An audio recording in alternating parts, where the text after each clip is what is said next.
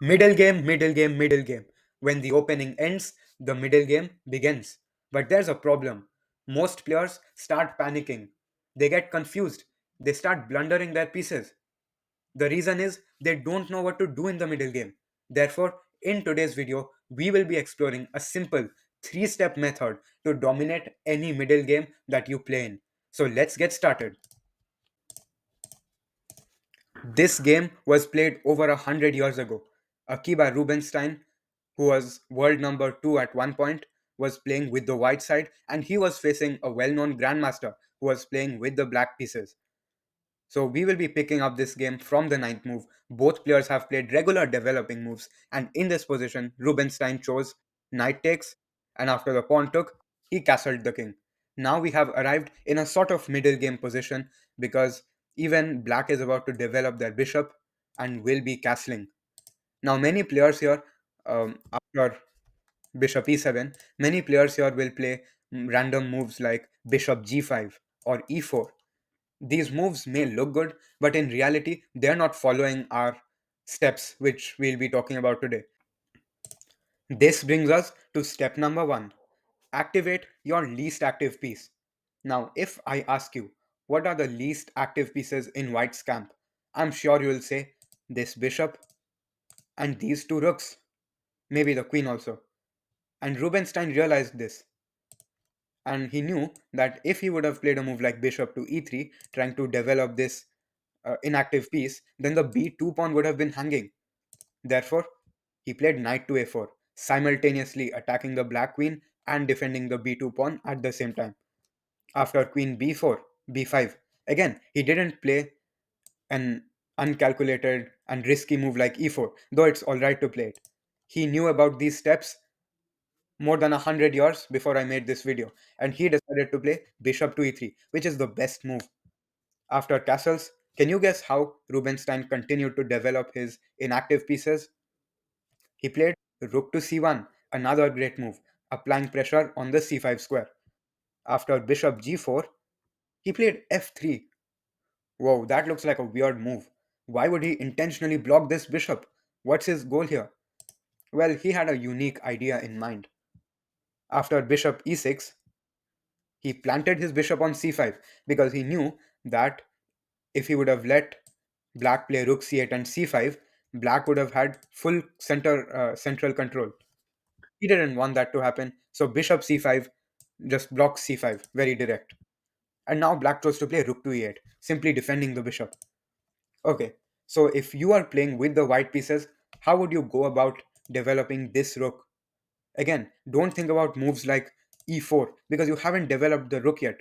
You can't just start attacking randomly. Rubinstein had a peculiar solution. He played rook f2. What does that do? It just blocks the rook. Where is this rook trying to go? Let's see. After knight d7 attacking the c5 bishop, a trade of bishops took place. And now Rubinstein played queen to d4, preventing c5 and activating the queen at the same time. After the rook moved back, bishop f1 was played, threatening some discovered attacks, as if the pawn moves, the queen is attacked. But wait, what about this rook? Oh, we get it now. After the e-pawn moves forward, this rook can join the attack, put breathing fire across this c5. Okay, rook c8 and now e3. Exactly what we guessed. The queen moved, and here he played knight c5. He could have doubled up rooks, but knight c5 is equally good.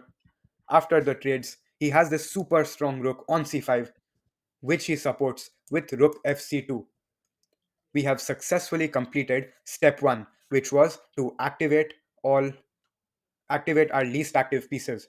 Now we'll be moving on to step 2, which is make a plan. But how do I make a plan? You may ask. The solution to that is you must find a weakness in your opponent's camp.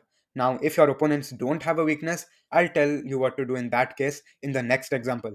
But here, Rubinstein noticed this c pawn is known as a backward pawn because it can't move forward, but it also can't be defended by any other pawns.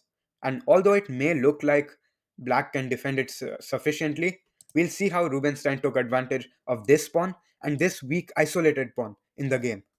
After queen b6, he played b4. But how do I find a move like b4, you may ask? And that's what I thought too. But then I realized when you have a really strong piece or a rook in this case on your opponent's half of the board and it looks really powerful, you must do everything you can to bolster it further and protect it even more.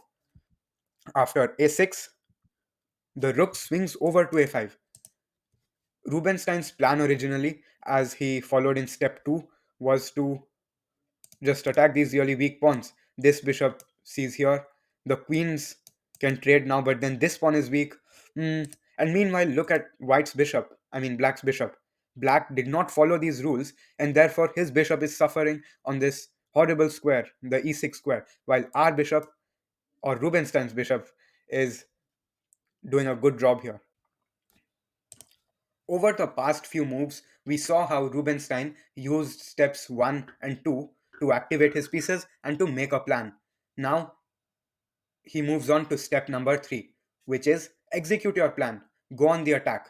Tactics are your best friend in this stage of the game when you are executing your plan.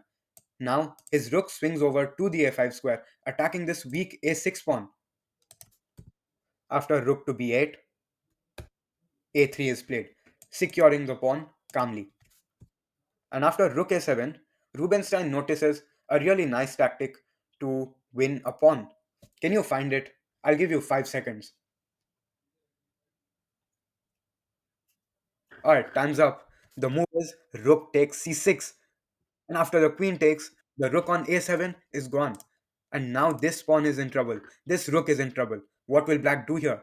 In fact, black is already losing here because Rubinstein was able to follow these three simple principles or rules effectively. Rook a8, queen to c5, offering a trade. And in a few moves, wait a minute, why did white play king to f2? Has he gone crazy? Didn't he have a crazy attack on the queen side? What is he doing here? Alright, here's what he's doing. He realized, Rubinstein realized that he couldn't move forward anymore on the queen side because black's defense is good. He took that opportunity to slowly develop his king and prepare it for the endgame. King f2 and bishop to e2, safeguarding the king and bringing the bishop out. After g6, queen to d6 was played. Now we see the motive behind king to f2. If the rook comes down here, it won't check the king.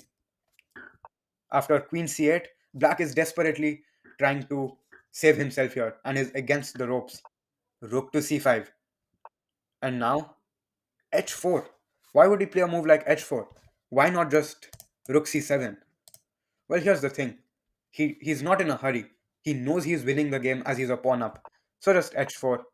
And then he plays rook c7 and then proceeds to march his b pawn down the board. The b pawn moves again. And in this position, black resigned because this pawn is just too powerful and black could do absolutely nothing to stop it. This game illustrates the power of this framework, this method of playing the middle game. This is a game that I played recently in an over the board tournament. I was playing as black, and this was round 1. It's a King's Indian type position, and here my opponent played Queen c2.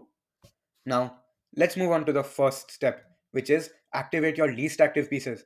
Now, clearly, my bishop is not very active, and if it gets developed, the rooks will also get a bit more active, especially this one here. But here, admittedly, I made a mistake. Now, knight d5 is an okay move because after queen b6, I did play bishop e6, but the best was actually to trade instantly and then go bishop e6 directly, not wasting any time. Anyways, my opponent played bishop to c4, and I had to pull back my knight. A trade took place, and then another trade. And here I noticed something. This queen is in an exposed state. I pushed it around the board, and then I pushed the knight around the board. After that, I played f5. So I'm making sure that my king has some breathing room. My my plan here was actually to play g5, queen f6, the rook comes here and attack the black king, the white king, which is a common idea in King's Indian type positions. But I realized my opponent had c5, c4. Now, some players here will just, even I would have been scared of c4 because I would have thought, oh no, the rooks are coming, they're gonna attack me on the c file, my attack will be too slow on the king side. But I didn't worry. I just followed the steps that which we talked about in the previous example. I had to activate all of my pieces. I played rook to b6, attacking the queen. After it moved, can you guess what move I played? Again, my aim was to activate all of my pieces and get them to have their maximum potential. I played c5 because I wanted rook c8, queen c7, and laser beam down the c file.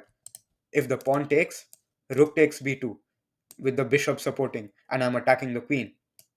My opponent chose to take the pawn, which was a mistake. After I took back, now we see the idea. The rook will come to c8 from where it will attack the queen. Captures, rook c8, not the best move, but practically it's okay. After knight c4, I played rook to b5. Again, not that bad of a move practically, but I did have better moves. And now after a4, I just took the pawn. And due to me following these rules, look at my position. Battery along the d file. This pawn is in huge trouble. The knight is pinned. Meanwhile, look at white's rooks. They're just sleeping at home. After queen b6, king to h2, h7, because this queen is aiming towards my king, so I have to move back. Here my opponent plays rook to c1. What I wanted to do here was make a plan. What should I do? So I took the pawn because it's a free pawn. Come on.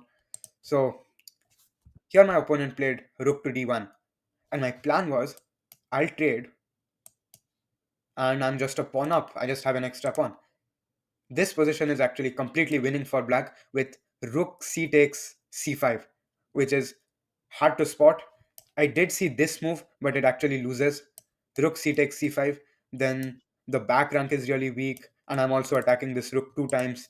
That would have been a good find. Anyways, after the trades, here I'm not going to move back to the corner or move to b8 to defend my pawn. I'm playing active chess.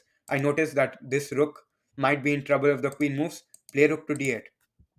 Knight moves, captures, captures, and after queen b6, I went on to win the game because I had an extra pawn. In these two examples, we saw exactly how using this step by step method. Now, for a quick recap, the first step is activate your least active pieces. Step 2 is make a plan. And step 3 is execute your plan with the help of tactics. Now, here is what you need to do now.